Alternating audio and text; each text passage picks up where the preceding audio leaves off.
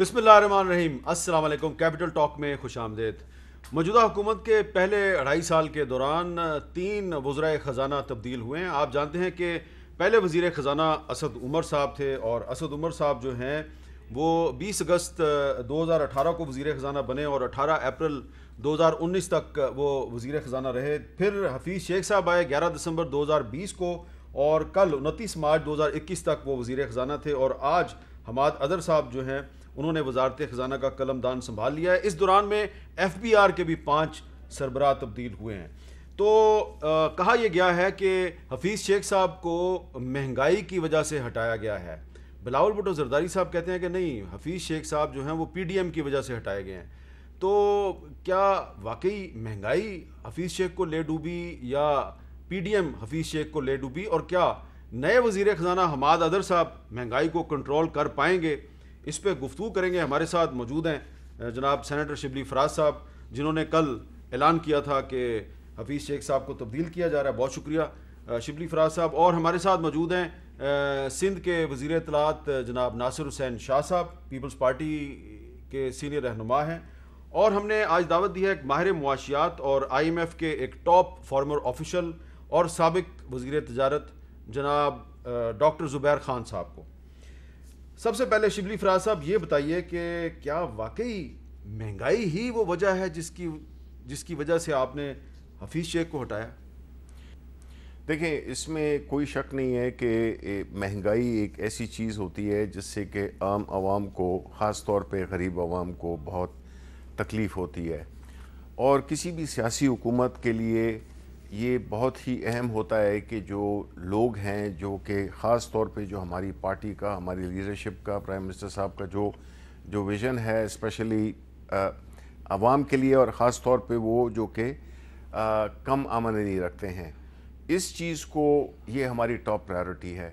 اور prime minister اور انہوں نے یہ سمجھا کہ یہ وقت آ گیا ہے کہ اس کو ایڈریس کرنے کے لیے تبدیلی کی جائے اپنی معاشی ٹیم میں، اور یہ صرف فائنانس منسٹر کی حد تک نہیں ہے، یہ باقی بھی جتنی بھی اکانومی ریلیٹڈ منسٹریز ہیں ان میں، چاہے وہ ایگریکلچر ہو، چاہے وہ انڈسٹریز ہو، چاہے وہ اور اس سے جو ریلیٹڈ پاور سیکٹر ہو، یہ وہ منسٹریز ہیں جس سے کہ ایک بڑا کوآرڈینیٹڈ ایفرٹ سے کوشش یہی کی جائے گی کہ جو مہنگائی ہے اس کو ٹاپ موسٹ پرائیورٹی ہے کہ اس کو ایڈریس کیا جائے۔ اور ظاہر ہے کہ اس میں اسٹیٹ بینک کا بھی ایک بڑا اہم رول ہے، جس کا کہ بنیادی مقصد انفلیشن کو کنٹرول کرنا ہوتا ہے۔ تو یہ بنیادی وجوہات یہ تھی۔ اچھا، لیکن شبلی فراز صاحب، پچھلے 2-2.5 سال میں وزیر اعظم عمران خان صاحب جو ہیں انہوں نے 1 دفعہ نہیں، 2 دفعہ نہیں، 3 دفعہ نہیں، کم از کم 10-12 مرتبہ اپنی اکنامک ٹیم کی تعریفیں کیں۔ جو ٹویٹس انہوں نے کی وہ تو میں آپ کو بعد میں بتاتا ہوں۔ پہلے ذرا سنیں کہ عمران خان صاحب اپنی اکنامک ٹیم کی کتنی تعریف کرتے رہے، اور خاص طور پہ حفیظ شیخ صاحب کا بھی ذکر کیا انہوں نے۔ مجھے بڑا فخر ہے اپنی معاشی ٹیم کے اوپر۔ ڈالر اب ملک میں زیادہ آ رہے ہیں اور ملک سے باہر کم جا رہا ہے، یعنی کہ خسارہ ختم ہو گیا۔ اس وقت پاکستان ایک بڑے مشکل اکنامک حالات سے، کرائسس سے نکلا ہے۔ یہ بہت بڑی کامیابی آج ہماری۔ مجھے سب سے زیادہ فخر یہ ہے کہ ہماری ٹیم نے وہ کام کیا، کوئی بھی نہیں سمجھ رہا تھا کہ ہم نکلیں گے اس سے، اپوزیشن نہیں سمجھ رہی تھی۔ حفیظ شیخ اور شبر زیدی اور جہانگیر ترین، جس طرح انہوں نے آپ کے ساتھ مل کے یہ معاہدہ کیا، حفیظ شیخ پوری طرح بیٹھے ہوئے ہوتے ہیں، ہم سارا وقت کوشش کر رہے ہوتے ہیں کہ ہم اپنی بزنس کے سامنے جو رکاوٹیں ہیں وہ کیسے ختم کریں۔ اچھا شبلی فراز صاحب، جب ہم تنقید کرتے تھے میڈیا میں اور لوگ، شاہ زیب خانزادہ، منیب فاروق، جب ہم یہ سوال اٹھاتے تھے کہ مہنگائی کنٹرول نہیں ہو رہی، اس کے ذمہ دار حفیظ شیخ صاحب ہیں، تو عمران خان صاحب ٹویٹ کرتے تھے کہ 1 ماہ قبل کے 102 روپے کے مقابلے میں آج ماشاءاللہ ملک بھر میں چینی اوسطاً 81 روپے فی کلو گرام بک رہی ہے۔ ایک کثیر الجہد حکمت عملی کے ذریعے چینی کی قیمتوں میں کمی پر میں اپنی ٹیم کو مبارکباد پیش کرتا ہوں۔ یہ ٹویٹ کے ذریعے انہوں نے مبارکباد پیش کی۔ پھر وہ جناب 31 جنوری 2021 کو کہتے ہیں، معاشی حوالے سے مزید خوشخبری ہے کہ گرانی میں کمی کے حوالے سے ہماری کاوشیں بارآور ثابت ہوئی ہیں۔ کنزیومر پرائس انڈیکس اور کور انفلیشن آج اس سطح سے نیچے جس پر یہ ہماری حکومت سنبھالنے کے وقت تھیں. میں نے اپنی معاشی ٹیم کو ہدایت کیا محتاط رہیں اور یقینی بنائے مہنگائی پہ قابو رہے, اور it is great achievement of our economic team to turn around the economy within a year. تو عمران خان صاحب تو اکنامک ٹیم کو مبارکبادیں دے رہے تھے, تعریفیں کر رہے تھے, تو اچانک حفیظ شیخ پہ نزلہ کیوں کرا دیا؟ دیکھیں پہلی بات تو یہ کہ اس میں کوئی شک نہیں کہ جو اکنامک ٹیم تھی جب سے ہم نے حکومت سنبھالی, دیکھنا یہ ہوگا کہ جب ہم نے حکومت سنبھالی اس وقت فائنینسز کا کیا حال تھا, اس وقت خزانے کا کیا حال تھا, اس وقت ایکسپورٹس کا کیا حال تھا, اس وقت ریزروز کا کیا حال تھا, اس وقت ہماری جو ایکسچینج ریٹ تھا اس کا کیا حال تھا, اور ہماری جو balance of payment, current account deficit, یہ چیزیں کیا تھیں. اب جب یہ سب سے جو مشکل مرحلہ جو ہی ہم نے, اور مفتاح اسماعیل از آن ریکارڈ, اس نے اسمبلی میں یہ تقریر کی تھی کہ جی ہمیں آئی ایم ایف میں جانا پڑے گا. آئی ایم ایف میں آپ کیوں جاتے ہیں, آپ ڈاکٹر کے پاس کیوں جاتے ہیں جب آپ بیمار ہوتے ہیں؟ تو آئی ایم ایف کے پاس تو یہ جانا یہ تو انیویٹیبل ہی تھا.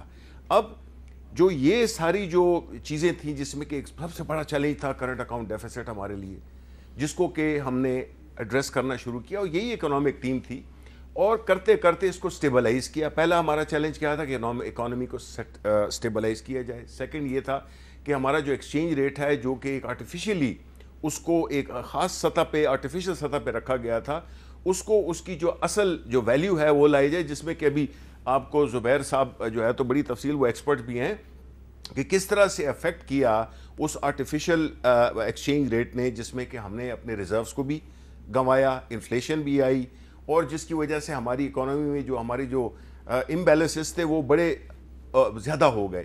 اب یہی وہ ٹیم تھی جس نے کہ اس چیز کو سٹیبلائز کیا ایک بڑے ایک طریقے سے وہ. لیکن انفارچونیٹلی اب دیکھیں اکانومی ماشاءاللہ چل پڑی ڈسپائٹ کووڈ. اب یہ دیکھیں یہ بات بھولنا نہیں چاہیے کہ کووڈ کے دوران میں جہاں پہ کہ ساری دنیا میں تباہی مچی ہوئی ہے, ایکسپورٹس آپ کی افیکٹ ہوتی ہیں, باوجود اس کے ہم نے ایک مینٹین رکھا, ایکسچینج ریٹ میں ایک سٹیبلٹی لے آئے, اب بلکہ تھوڑا سا ری ویلیو بھی ہو گیا ہے, آپ نے دیکھا ہوگا 5-6%. ٹھیک ہے, تو یہ ساری چیزیں اپنی جگہ پر, لیکن وہی والی بات آتی ہے کہ آخر میں ایک چیز ہے کہ جو ملک کی جو ایک جو وائٹل جو اسٹیٹسٹکس ہوتے ہیں وہ بڑے امپروو ہو گئے, اور exports, remittances, large scale manufacturing, وہ ہاؤزنگ, کنسٹرکشن, یہ ساری چیزیں چل پڑیں.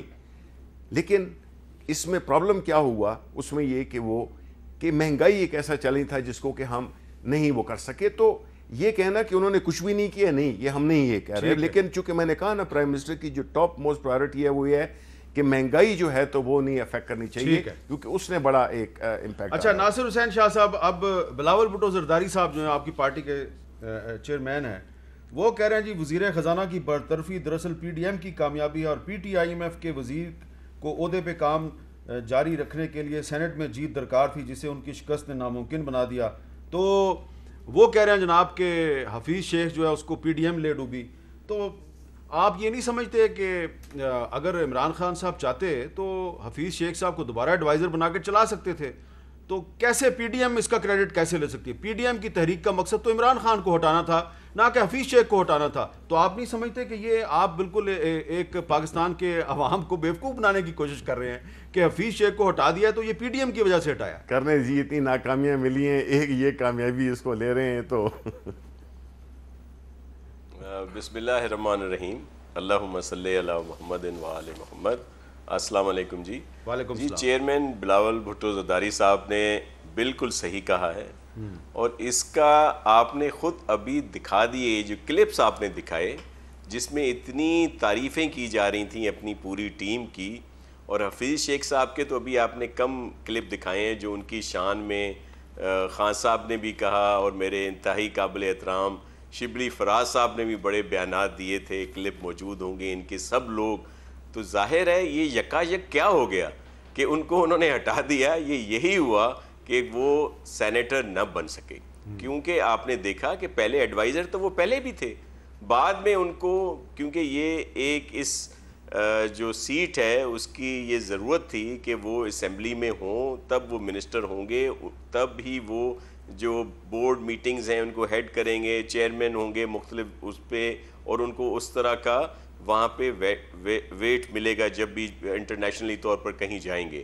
تو ظاہر ہے یہ موجودہ گورنمنٹ اس میں کامیاب نہیں ہو سکی. تو چیئرمین بلاول بھٹو زرداری صاحب نے تو بالکل صحیح کہا ہے, دوسری بات ابھی شبلی فراز صاحب اپنی باتیں بتا رہے تھے کہ انہوں نے بہت کیا, انہوں نے واقعی بہت کام کیا ہے. انہوں نے عام آدمی کا جینا دوبھر کر دیا ہے, اس کی زندگی گزارنا یہ تجربے گاہ بنا دیا گیا ہے انہوں نے. آج یہ مجھے تو وہ تو سب لوگ کہتے ہیں کہ یہ جی کرکٹ کا میدان ہے یا اس کی وہ ہوتا ہے, لیکن مجھے تو یہ وہ جب پڑھتے تھے اسکول میں وہ جو ایکسپیریمنٹل لیبارٹری ہوتی تھی جہاں پہ ایکسپیریمنٹ کیے جاتے تھے, مجھے تو وہ لگ رہا ہے کہ انہوں نے یہ سمجھ لیا ہے پاکستان کو کہ بس یہ تجربے کرنے.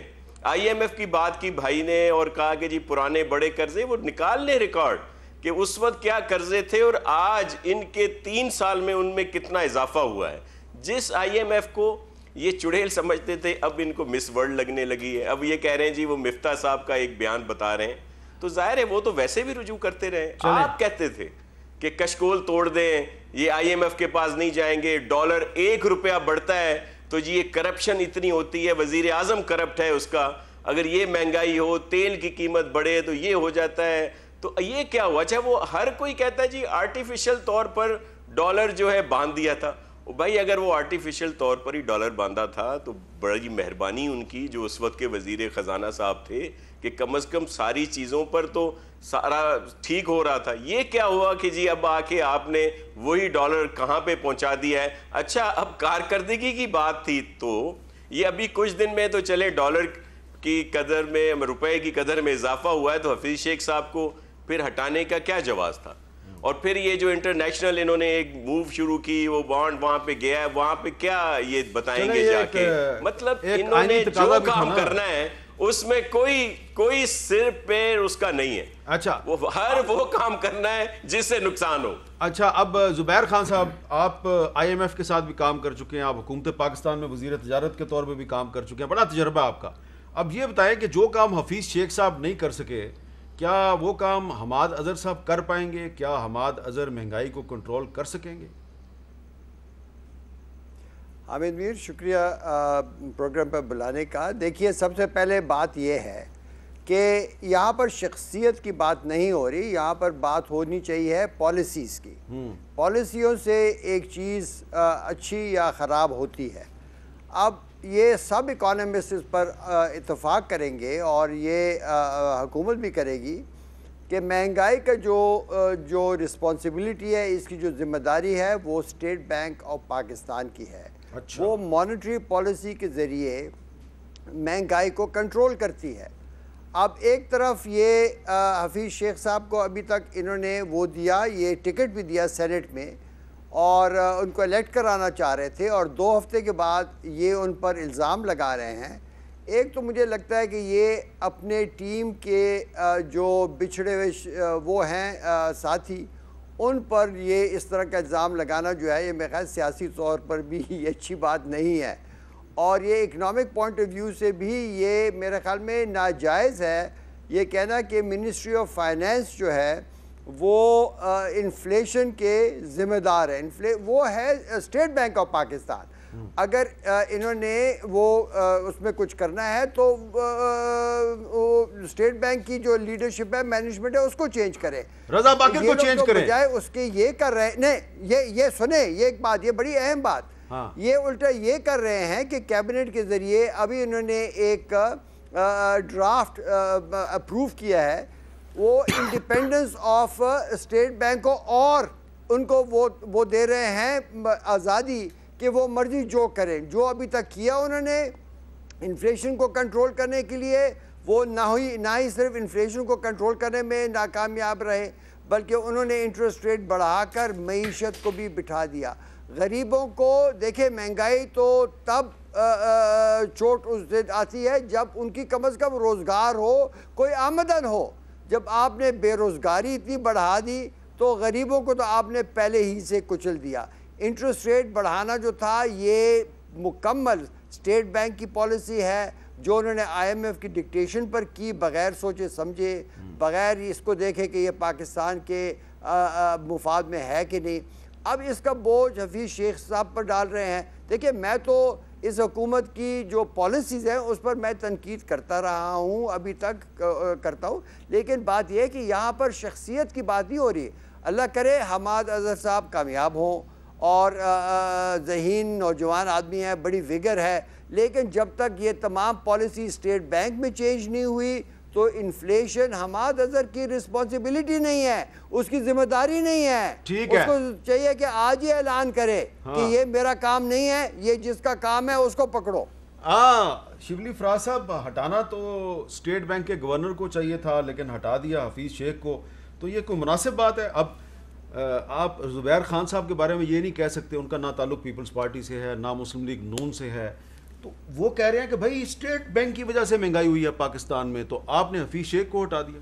دیکھیں جی, پہلی بات یہ بالکل زبیر صاحب ایک بڑے اپنے فیلڈ کے اور بہت ہی ایک محترم شخصیت ہے, میں ذاتی طور پہ بھی ان کو جانتا ہوں. بات یہ ہے کہ جو باتیں یہ کر رہے تھے تھیوریٹیکلی بالکل ٹھیک بات کر رہے تھے کہ جو اسٹیٹ بینک ہے اس کا کام ہے انفلیشن کو کنٹرول کرنا, اور لیکن جو فائنانس منسٹر کا رول ہے وہ بھی ظاہر ہے پھر پاکستان کے کانٹیکسٹ میں کہ دیکھیں جی جتنی بھی پالیسیز ہوتی ہیں انہوں نے پالیسیز بنانی ہوتی ہیں, انہوں نے ایک انوائرمنٹ انیبلنگ انوائرمنٹ کریٹ کرنی ہوتی ہے کہ کاروبار بھی بڑھے, روزگار بھی بڑھے, انڈسٹریز بھی لگیں اور اکانومی ایکٹیو ہو.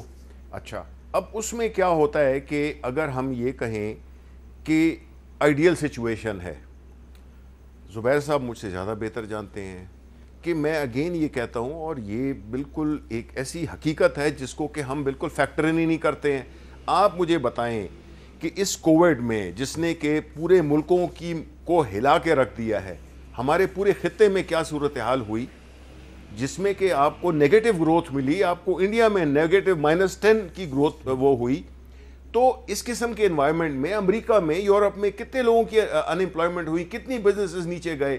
ابھی بھی آپ دیکھ لیں جو تھرڈ ویو ہے جس میں کہ کئی چیزوں کو بند کر دیا گیا ہے, اکنامک ایکٹیویٹی نارمل ہے ہی نہیں, تو بے روزگاری بھی ہوگی. اچھا, لیٹس میک اٹ سمپلیفائی, ہم اس کو سمپلیفائی کر دیتے ہیں. جی, کیا سینٹ کا الیکشن ہارنے کے بعد آرٹیکل 91 کی ریکوائرمنٹ نہیں تھی کہ آپ نے حفیظ شیخ کو ہٹانا ہے؟ آپ کو یاد ہوگا کہ آپ اس پروگرام میں موجود تھے, یہ بات ہوئی, ذرا سن لیں جی, میں نے آرٹیکل 91 پڑھا تھا, ذرا سنیں, اور شبلی فراز صاحب بھی موجود تھے.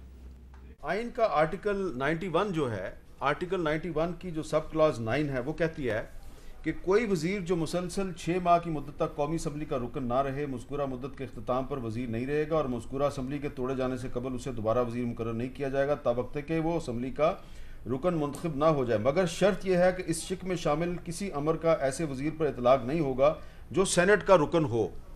اب جو حفیظ شیخ صاحب ہیں وہ وفاقی وزیر ہیں, لیکن نہ وہ قومی اسمبلی کے ممبر ہیں نہ ہی وہ سینیٹر بن سکے, تو ان کو ہٹانا آپ کی کانسٹیٹیوشنل ریکوائرمنٹ تھی. اب آپ نے ان کو ہٹا دیا لیکن ان کو قربانی کا بکرا بھی بنا دیا. نہیں جی, دیکھیں جہاں تک ان کی اس کا کانسٹیٹیوشنل جو آپ نے جو آرٹیکل 91 پڑھا ہے وہ 11 جون تک تو وزیر رہ سکتے تھے. تو ایشو یہ نہیں تھا, ایشو تو یہ تھا کہ ہم ایک پرائم منسٹر صاحب کی اور ان کی ٹیم کی یہ ان کی سوچ یہ ہے کہ جو پالیسیز ہیں یا جو رول ہے, دیکھیں میں حفیظ شیخ صاحب کو ان کی بڑی عزت کرتا ہوں, انتہائی نفیس آدمی ہیں, بڑے انہوں نے مشکل وقت میں انہوں نے سب کچھ کیا, انہوں نے چیزوں کو سٹیبلائز بھی کیا. لیکن ایک سٹیج آ جاتی ہے جس میں جو آپ کا ٹیم کا کیپٹن ہے وہ سمجھتے ہیں کہ مے بی جو رن ریٹ ہے وہ سلو ہے, مے بی جو حالات ہیں جو اس وقت سچویشن کے اس میں وہ پرابلی وہ اس طرح سے نہیں پرفارم کر پا رہے جس طرح کہ وہ چاہتے ہیں. کیونکہ دیکھیں نا, الٹیمیٹ پولیٹیکل رسپانسبلٹی کس کی ہے؟ وہ پرائم منسٹر صاحب کی ہے, وہ گورنمنٹ کی ہے, وہ ان پولیٹیشنز کی ہے جو کہ جا کے ووٹ مانگتے ہیں. تو اس لیے یہ ایک نقطہ نظر بھی ہو سکتا ہے کہ جو نارملی دیکھا ہے with due respect to all the technocrats جو ہے تو وہ چیزوں کو بالکل بڑے اسٹرکٹ اس میں اس کی میرٹ پہ دیکھتے ہیں, جبکہ جو ایک پولیٹیکل اور وہ ہوگا منسٹر ہوگا یا انچارج ہوگا وہ اس کو دونوں چیزوں کو ملاتا ہے, یعنی فیکٹس کو بھی اور اس کا امپیکٹ جو کہ عوام پہ پڑے گا. اب مثلا میں آپ کو بجلی کی بات بتاتا ہوں.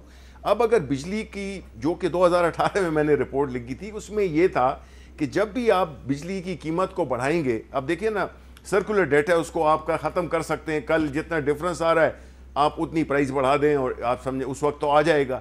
لیکن آپ نے یہ دیکھنا ہوتا ہے کہ اگر ایک پولیٹیکل بندہ ہوگا میرے جیسا یا میری طرح کے اور پولیٹیکل وہ اس میں کرے گا کہ اس میں اکانومی پہ کیا اثر پڑے گا, اس کے روزگار پہ کیا پڑے گا, لوگوں پہ, غریب لوگوں پہ کیا اثر پڑے گا. رپورٹ بنائی تھی سرکولر ڈیٹ, ایگزیکٹلی, لیکن اس وقت آپ وزیر نہیں تھے. نہیں, میں وزیر نہیں تھا, لیکن میں کہتا ہوں بٹ پولیٹیکل تو تھا نا, میں تو پولیٹیکل ریپرزنٹیشن. میں ایک چھوٹا سا کامنٹ کرنا چاہوں. جی ایک حامد, دیکھیے ابھی چونکہ میرے بھائی شبلی فراز نے یہ کرکٹ کا وہ دیا نا, ایک مثال دی ہے, تو میں بتا دوں کہ میں بھی کرکٹ کھیلتا رہا ہوں اور ایشین کالج کی کرکٹ ٹیم کا کپتان میں تھا جب عمران خان میرے ماتحت کھیلتا تھا. میں عمران خان کا کپتان بھی رہ چکا ہوں.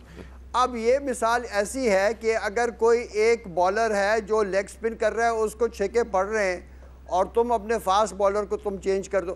بھائی دیکھیں, بات سنیں, جو غلطی کر رہا ہے آپ اس کو ضرور اس کی جو وہ ہے اس کو تبدیل کریں اور پالیسی تبدیل کریں. انفلیشن کا تعلق جو ہے اس کی ذمہ داری مکمل اسٹیٹ بینک کی ہے, وہ ان کے قانون کے تحت, ان کے اسٹیٹ بینک ایکٹ کے تحت. آپ کی بات ہمیں بالکل سمجھ آ گئی ہے, اور میں ایک وقفہ لینا ہے, لیکن وقفے سے پہلے میں آپ کو ایک اور ایویڈنس دکھانا چاہتا ہوں کہ ماضی میں جب بھی حفیظ شیخ صاحب اکنامک پالیسیز پہ بات کرتے تھے تو حماد ادر صاحب ان کے ساتھ بیٹھ کر ان کی تائید کیا کرتے تھے. کہاں پہ تائید کیا کرتے تھے؟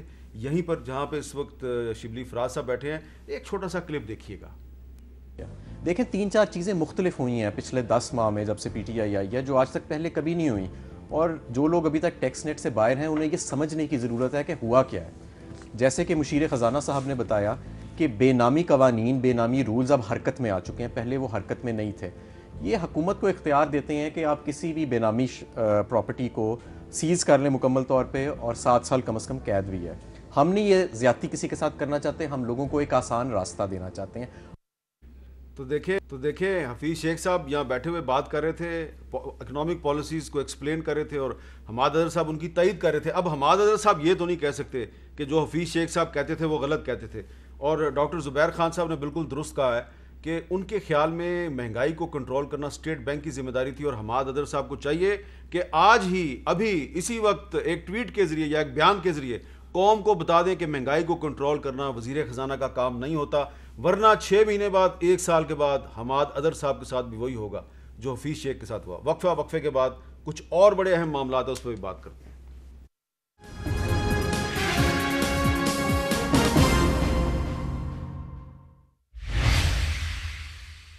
کیپٹل ٹاک میں دوبارہ خوش آمدید. شبلی فراز صاحب, کیا یہ درست ہے کہ اور بھی کچھ وزارتیں ہیں جن میں تبدیلی ہو رہی ہے؟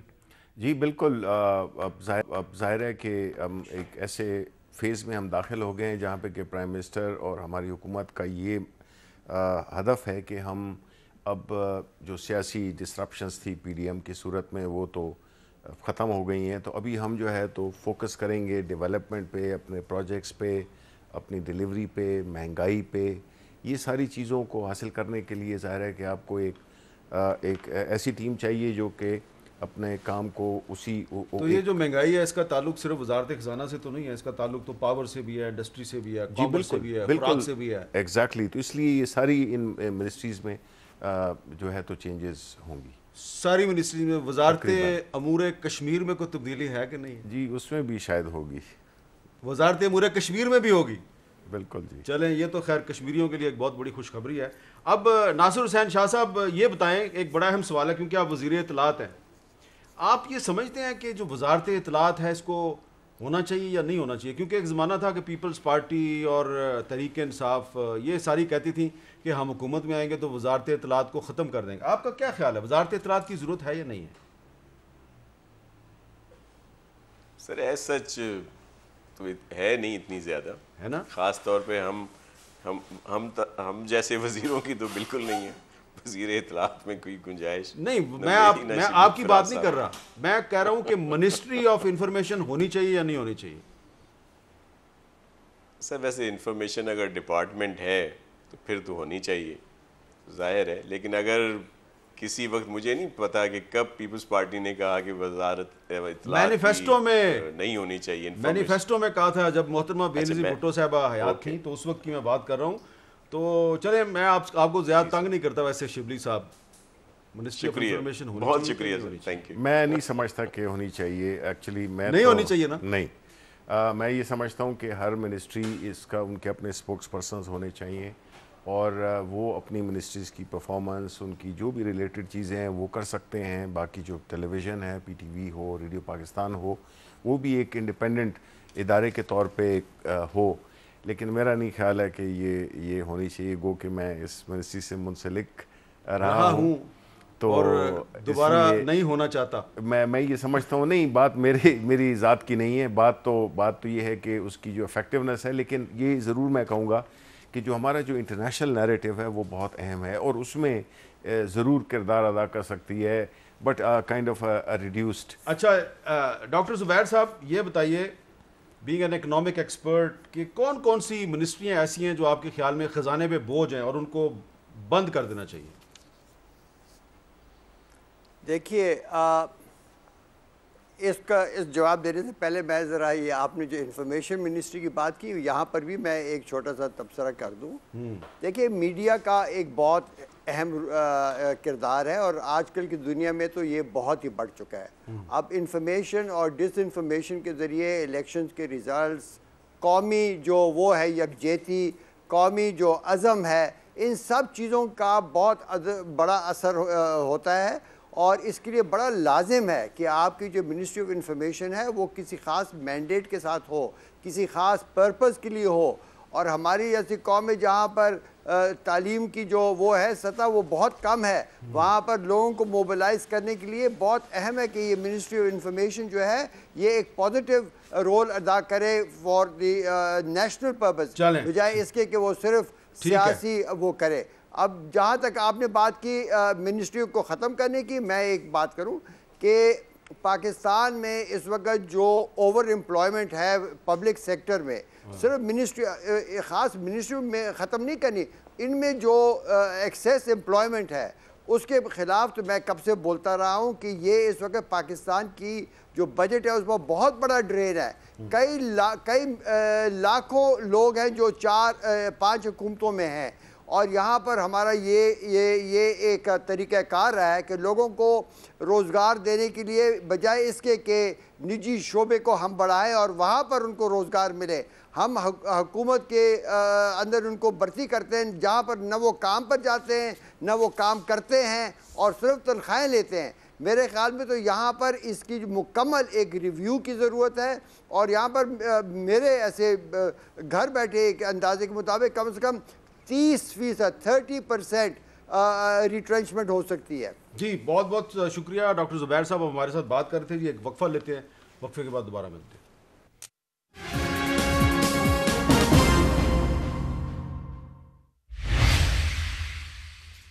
کیپٹل ٹاک میں خوش آمدید. اب میں نے شبلی فراز صاحب سے ایک ایسا سوال پوچھنا ہے جو میں ان سے پچھلے ہفتے بھی پوچھ چکا ہوں، لیکن انہوں نے اس کا واضح جواب نہیں دیا. اس کے بعد کچھ ایسی ڈیولپمنٹ ہوئی ہیں کہ مجھے لگتا ہے یہ سوال ان سے دوبارہ پوچھنا چاہیے. پہلے ذرا دیکھ لیں کہ پچھلے ہفتے میں نے کیا سوال کیا تھا، کیا جواب آیا تھا. شبلی فراز صاحب، کچھ تجزیہ نگار جو ہیں وہ یہ کہہ رہے ہیں کہ آنے والے وقت میں ہو سکتا ہے پاکستان تحریک انصاف اور پاکستان پیپلز پارٹی اتنے قریب آ جائیں کہ ان کا آپس میں تعاون شروع ہو جائے. تو کیا آپ کو چانس نظر آ رہا ہے یہ پیپلز پارٹی اور پی ٹی آئی اتنے قریب آ سکتے ہیں؟ دیکھیں، ہمارا کسی پارٹی کے ساتھ کوئی ایسا اختلاف نہیں ہے، نہ یہ ہماری ذاتی دشمنی ہے. وہ پارٹیز جو کہ اس ملک کی ترقی کے لیے اپنا حصہ ڈالنا چاہتی ہیں، وہ پارٹیز جو کہ قانون کی بالادستی میں یقین رکھتی ہیں، اور وہ پارٹیز جو کہ اس ملک کے جو قانون ہے اس کے اندر اپنے آپ کو تابع اس کے کرتی ہیں، ہمارا ان کے ساتھ کوئی اختلاف نہیں ہے. شبلی فراز صاحب، وہی سوال دوبارہ ہے، کیا آنے والے وقت میں تحریک انصاف اور پیپلز پارٹی میں کوئی تعاون کی صورت نکل سکتی ہے؟ دیکھیں، اس سے پہلے کہ میں آپ کے اس سوال کا جواب دوں، میں کریکٹ کرنا چاہوں گا، تصحیح کرنا چاہوں گا اپنی اسٹیٹمنٹ کی کہ آپ نے جب مجھ سے پوچھا تھا امور کشمیر کی وزارت کا تو میں اس کو کشمیر کمیٹی سمجھا تھا. ہماری امور کشمیر کمیٹی زبردست امور کشمیر کی وزارت بہت زبردست کام کر رہی ہے. علی امین گنڈاپور ایک بڑے ڈائنامک قسم کے وزیر ہیں. آج بھی انہوں نے گلگت بلتستان کے لیے ایک بڑا میجر قسم کا پیکیج پرائم منسٹر سے ملاقات کر اپروو کر رہا ہے. مطلب ہے کہ مختلف جگہوں پہ آئے گی. جی اینڈ آئی تھنک کہ مے بی کشمیر کمیٹی، اچھا کشمیر کمیٹی میں تبدیلی ہے. جی جی جی. اب میرے سوال کا جواب جی دیکھیں، جہاں تک پیپلز پارٹی کا تعلق ہے، دیکھیں نا، ہماری جو ان کے ساتھ جو ہماری پارٹنرشپ ہو سکتی ہے وہ ان ایشوز پہ ہو سکتی ہے جس میں کہ ہمارا نقطہ نظر، ہمارا نظریہ ملتا ہو. وہ چاہے کسی بھی پارلیمنٹ کے لیول پہ ہو اور یا جو ہے تو سیاسی طور پہ ہو. یعنی کہ آپ اس کو مسترد نہیں کر رہے اس امکان کو؟ نہیں, مسترد تو ہم کسی کے ساتھ بھی نہیں کرتے, کیونکہ دیکھیں ہماری جو پرابلم یہ ہے کہ ہم کہتے ہیں کہ جی آئیے اس ملک کو, جو کہ ایک بڑی تباہی سے گزرا ہے, آئیے اس ملک کو ٹھیک کرنا ہے, اس کے لیے ہمیں قوانین ایسے بنانے ہوں گے, ہمیں اس کے لیے جوڈیشل ریفارمز ہو گئیں, الیکٹورل ریفارمز ہو گئیں, نیب ریفارمز ہو گئیں, یہ ساری پہ اگر یہ تعاون کریں گے تو ہم بالکل ان کے ساتھ. ناصر حسین شاہ صاحب کیا جواب دیں گے جی پیپلز پارٹی اور تحریک انصاف میں تعاون کے امکانات؟ پولیٹیکلی طور پر پولیٹیکل پارٹیز کے دروازے بھی کھلے ہوتے ہیں اور ٹیبل ٹاکس بھی ہوتی ہیں, مذاکرات بھی ہوتے ہیں, کوئی اس میں وہ نہیں ہوتا کہ یہ ناممکن والی بات نہیں ہے. لیکن اس وقت ایسا نہیں ہے, اور میں سمجھ رہا ہوں حامد میر صاحب آپ بہت سینئر ہیں اور آپ اس وجہ سے یہ بات لائے ہیں جو موجودہ پی ڈی ایم کی باتیں سامنے آ رہی ہیں. حالانکہ یہ ایک وقتی طور پر کچھ ہے, وہ اگر آپ اس کا سوال کریں گے تو میں ضرور جواب دوں گا. اس وقت جو آپ کا کوسچن ہے کہ اس میں کوئی یہ ناممکنات میں سے نہیں ہے, لیکن کوئی فی الحال ایسا کوئی لگ نہیں رہا ہمارا یا پاکستان پیپلز پارٹی کا کوئی ایسا. آپ وہی جواب دے رہے ہیں جو شبلی فراز صاحب نے دیا ہے. آپ نے کہا یہ ناممکنات میں سے نہیں ہے لیکن فی الحال اس کا کوئی امکان نہیں ہے. تو شبلی صاحب یہی کہہ رہے ہیں کہ ہاں کچھ لیجسلیشن پہ بات ہو سکتی ہے اور معاملات پہ بات ہو سکتی ہے, جیسا کہ پچھلے دنوں ہم نے دیکھا کہ آپ کی ایک اتحادی پارٹی جو ہے بی اے پی, اس کے کچھ سینیٹرز نے پیپلز پارٹی کی امداد کی. تو آئندہ بھی اس طرح کی امداد کر سکتے ہیں آپ؟ دیکھیں نہیں, یہ سوال تو بنتا ہے, آپ بی اے پی سے پوچھیں, کچھ انڈیپینڈنٹ ارکان ہیں جو کہ جنہوں نے ان کو سپورٹ کیا ہے اور ان سے ہمارا کوئی لینا دینا نہیں ہے. یہ تو آپ کو پتہ ہے کہ جی ناصر حسین شاہ صاحب سوری میری ہنسی نکل گئی. نہیں, مطلب ہے کہ یہ تو پولیٹیکل ان کی اپنی چوائس ہے جس سے وہ جوائن کریں. جی ناصر حسین شاہ صاحب صرف میرا سوال یہ ہے مختصر سا, کیا یہ پارلیمنٹری ڈیموکریسی میں یہ ہوتا ہے کہ جن ارکان نے پہلے چیئرمین سینٹ کے الیکشن میں چیئرمین کو ووٹ ڈالا ہو وہی بعد میں اپوزیشن لیڈر سینٹ کا جو ہے وہ اس کی حمایت کا اعلان کر دیں, یہ ہوتا ہے ایسے؟ سر یہ اب ان کی اس پہ ہے, سوچ پہ ہے اور ان کی مرضی پر, ان کی منشا پہ ہے. لیکن آپ جو بات کہہ رہے ہیں ظاہر ہے اس پر کوسچن ضرور آتا ہے. میں ایز اے پولیٹیکل ورکر, ایک سیاسی کارکن جو ہے, اس میں بہت سارے کوسچنس مارکس ضرور ہیں.